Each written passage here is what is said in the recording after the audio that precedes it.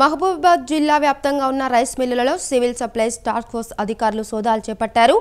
మహబూబాబాద్లోని Srinivasa industries మిల్లులో task force బృందం దాడులు చేశారు. 3 రైస్ మిల్లులను అధికారులు సీజ్ చేశారు. రైస్ మిల్లులో అవినీతి అక్రమాలకు పాల్పడితే సహించలేదని అధికారులు హెచ్చరించారు. రైస్ మిల్లర్లు యాజమాన్యాల అవినీతికి పాల్పడితే ఎంతటి వారైనా ఊరుకునేదే లేదన్నారు. మిల్లులు మొత్తం ఇప్పుడు మేము వచ్చిన తర్వాత ఎక్కడైతే ఎక్కువగా ప్యాడీ లేదన్నటువంటి ఇన్ఫర్మేషన్ హెడ్ ఆఫీస్కి ఉందో దాన్ని బేస్ చేసుకుని వస్తుంది. ఇక్కడ జిల్లా అధికారులు చెప్పిన దాన్ని బట్టి వాళ్ళు ఏ మిల్లుకి వాళ్ళకి చెప్పట్లేదు, వాళ్ళకేం తెలియదు. మేము ఇక్కడికి వచ్చిన తర్వాత ఏ మిల్లుకి పోతామని మేము చెప్పిన తర్వాతనే వాళ్ళకి తెలుస్తుంది తప్ప ఇట్లా ఇంకా మేము హెడ్ ఆఫీస్ నుంచి మళ్ళీ డేటా తీసుకున్నాము. జిల్లా మొత్తంలో 46 మిల్లులు దాకా ఉన్నాయి.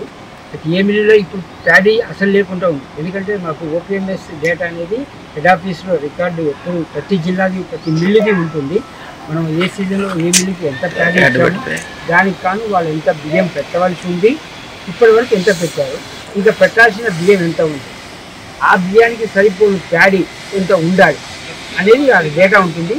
ఆ డేటా ప్రకారంగా ఉందా లేదని చెక్ చేయడానికే ఈ టీంలన్నీ ఇక్కడికి వస్తున్నాయి. ఎక్కడైతే ప్యాడీ దుర్వినియోగం చేశారో రైస్ మిల్లులు ఎవరిని వదిలిపెట్టే సమస్య లేదు. జిల్లాలో ఎవరి దగ్గర ప్యాడీ లేకుండా కేసులు మాత్రం ఖచ్చితంగా క్రిమినల్ కేసులు అవుతాయి.